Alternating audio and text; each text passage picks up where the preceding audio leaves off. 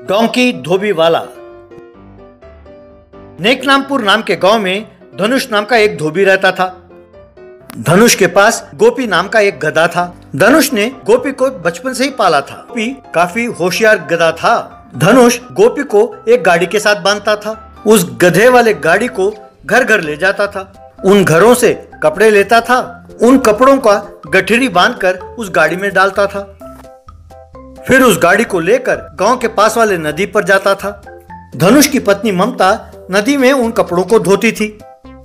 एक दिन ममता और धनुष उस गधे वाले गाड़ी पर बैठकर सिनेमा थिएटर गए। गोपी उस सिनेमा थिएटर वाले पोस्टरों को देखकर करके रेंगने लगा, अपना दुम हिलाने लगा।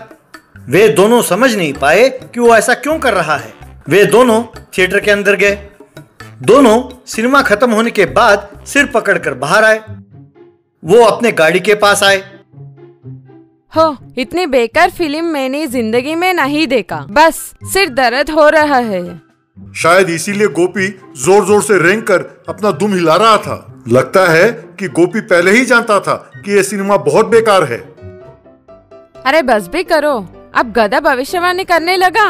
क्या पता, आजकल ये मुझे अजीब अजीब इशारे कर रहा है। अब की बार इसके इशारों को बड़े ध्यान से देखना होगा। अब गोपी के पास कुछ ना कुछ शक्ति तो है। उस गांव का जमींदार राठौड़ लोगों का भविष्यवाणी करता था। उसके पास भविष्य जानने के लिए लोग आसपास के गांव से भी आने लगे। तब राठौड़ को बहुत घमंड होने लगा। वो ये मानता था कि ज्योतिष शास्त्र में उससे बढ़कर कोई नहीं है।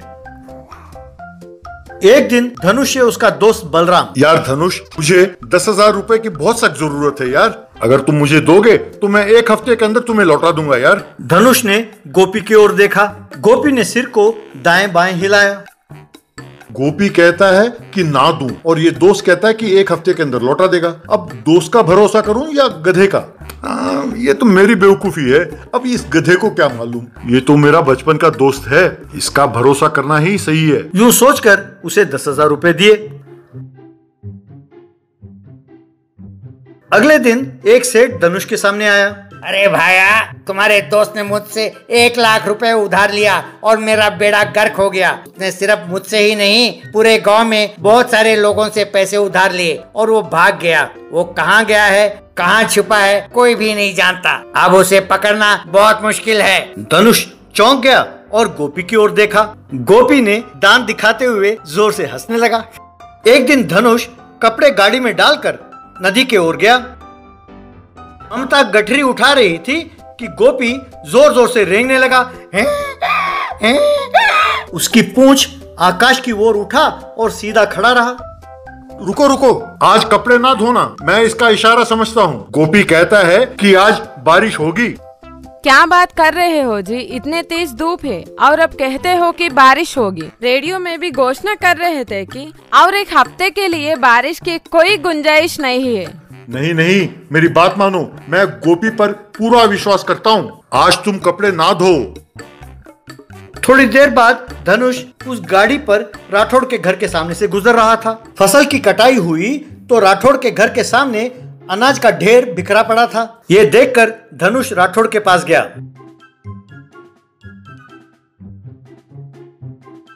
राठौड़ से धनुष, सरकार, आज बहुत जोर की बारिश होने वाली है। आप इस अनाज को अपने गोदाम में रखवा दें, नहीं तो भारी नुकसान हो जाएगा। क्या आज बारिश होने वाली है? कहकर पेन और पेपर लेकर कुछ हिसाब करने लगा। फिर आसमान की ओर देखा। असंभव, मेरे भविष्यवाणी के हिसाब से आज किसी भी हालत में बारिश नहीं हो सकती। नहीं सरकार, आपका हिसाब गलत है। आज जरूर बारिश होगी, मेरा विश्वास कीजिए। ए मूर्ख, मेरे भविष्यवाणी को तुम गलत कहते हो। तुम में हिम्मत हो तो मुझसे शर्त लगाओ। अगर तुम हार गए तो सारे गांव के सामने मेरे पाँव में गिरकर मुझसे माफी मांगना होगा, और यदि मैं हार गया तो तुम्हें 10 एकड़ जमीन लिख के दे दूंगा। बोलो मंजूर है? अगर 10 एकड़ जमीन मुफ्त में मिल रहा हो तो कोई क्यों मना करेगा। चलिए, जैसी आपकी मर्जी। थोड़ी देर में अचानक ढेर सारा बादल उमड़ने लगे। बिजली कड़कने लगी, बादल गरजने लगे और तेज बारिश होने लगी। राठौड़ परेशान हो गया। उस बारिश में उसका सारा अनाज खराब हो गया। 2 घंटे बाद बारिश थमी। राठौड़ धनुष से, अरे तू इतना यकीन के साथ कैसे कह पाया कि बारिश होगी? मुझे मेरे गधे पर विश्वास है सरकार। मेरा गधा कोई भविष्यवाणी करता है तो वो कभी गलत नहीं होता। उसका भविष्यवाणी इतना पावरफुल है। सारे नौकर जोर जोर से हंसने लगे।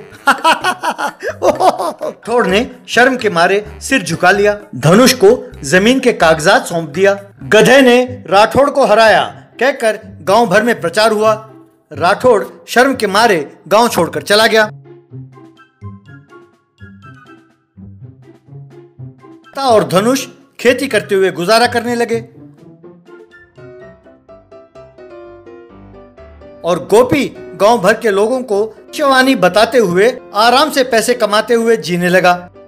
Sofa motor bike. खुशालपुर नाम का गांव था। वहां खुशी नाम का एक व्यक्ति रहता था। वो तो आलस का ब्रांड एम्बेसडर था। एक दिन उसकी माँ मीनाबाई और पिताजी पासवान उसके पास आए तो वो बिस्तर पर लेटा खा रहा था। उसे देखकर पासवान, अरे कमबख्त, यूं लेटकर खाने के बजाय बैठकर खा सकते हो ना, अगर गले में खुराक अटक गया तो मर जाओगे। ये सुनकर खुशी को क्या है, मुंह खोलकर बोलो तो सही। आप उसकी भाषा नहीं समझे। को का मतलब कोई बात नहीं। ये बात सुनकर पासवान, अरे उसे इस तरह आलसी बनाने के लिए पहले तुम्हें मारना चाहिए। फिर खुशी से, अरे तुम्हारी शादी करना चाहते हैं, शायद तब तुम सुधर जाओ। कल वो यहाँ आ रहे हैं तुम्हें देखने के लिए। तुम्हारे आलस्य को देखकर किसी तरह उन्हें यहाँ बुलाया है मैंने। तुम कोई गाड़ी खरीद कर उनके सामने जरा इधर उधर घूमो, बाकी सब मैं संभाल लूंगा। मैं तुम्हारी मम्मी को पैसे देकर जा रहा हूँ। अब गलती से भी तुम्हें उस बिस्तर पे देखा तो उसके साथ साथ तुम्हें भी आग लगा दूंगा। कहकर पासवान बाहर चला गया। माँ ने आकर खुशी को पैसे दिए। बेटे 2 दिन बिस्तर छोड़ दो, एक बढ़िया सा रेस बाइक खरीद लो। तुम्हें और तुम्हारी बाइक को देखकर उन्हें तुरंत शादी के लिए हाँ करना होगा। ये सुनकर खुशी ठीक है कहकर वहाँ से चला गया। अगले दिन पासवान के घर लड़की, उसके माँ बाप आए। मीनाबाई और पासवान ने उनका स्वागत किया। तभी लड़की के पिताजी पासवान से, लड़का कहाँ है? तभी सोफा मोटर बाइक पर खुशी वहाँ आया। ये देखकर सब हैरान हो गए। खुशी सोफा बाइक से बिना उतरे उसी पर लेटा हुआ था। ये देखकर लड़की के पिताजी, ये क्या भाई साहब, ये तो सुना था कि लड़का आलसी है, पर हम ये नहीं जानते थे कि वो विकलांग है। हमें ये रिश्ता बिल्कुल मंजूर नहीं है। अरे ऐसी कोई बात नहीं है भाई साहब, उसके हाथ पांव सलामत हैं। उस कमबख्त को बाइक खरीदने के लिए कहा तो ये खरीद लाया। इसे अभी बताता हूँ। कहकर पास पड़े डंडे को उठाया। ये देखकर लड़की, बाबूजी आप टेंशन न लें, मैं आपके बेटे के साथ जरा सैर करके आती हूँ। कहकर खुशी के पास गई। तब खुशी से वो लड़की, क्यों जी, क्या आप अपने बाइक में मुझे अपना गाँव नहीं दिखाएंगे? इस सोफा में इतना जगह नहीं है, तुम चलते हुए आओ। ये सुनकर पासवान, अरे मूर्ख, लड़की को पैदल चलने को कहता है। तब लड़की के पिताजी, चिंता ना करें भाई साहब, अभी मेरी बेटी पैदल जाएगी, लौटते वक्त आपका बेटा दौड़ता हुआ आएगा। अब खुशी बाइक पर और लड़की पैदल जा रहे थे। खुशी ने गांव के बाहर एक जगह गाड़ी रोका।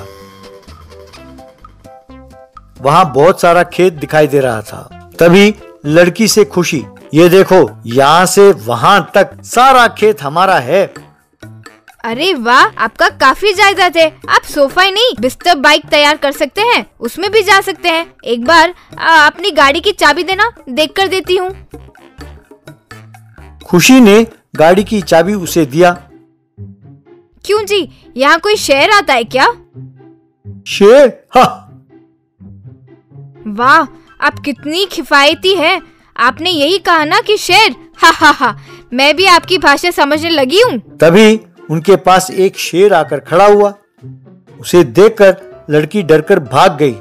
तब खुशी भी डरते हुए चाबी ढूंढने लगा, पर वो नहीं मिला। खुशी शेर को देखकर अपने मन में, वैसे ये ऊपर तो चढ़ेगा नहीं, इसके जाने तक सोफा पर सोते हैं, यूं सोच ही रहा था कि शेर सोफा पर चढ़ गया। बस खुशी नीचे कूदकर भागने लगा। शेर उसके पीछे जाने लगा। वो भागता रहा, शेर पीछा करता रहा। यूं भागते भागते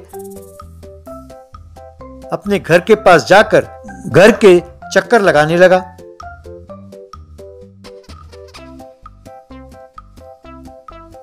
तब वहां लड़की सोफा बाइक चलाते हुए आई। उसे आते देख लड़की के पिताजी, देखा भाई साहब, जैसे मैंने कहा था आपका बेटा भागता हुआ आया है, अभी भी भाग रहा है।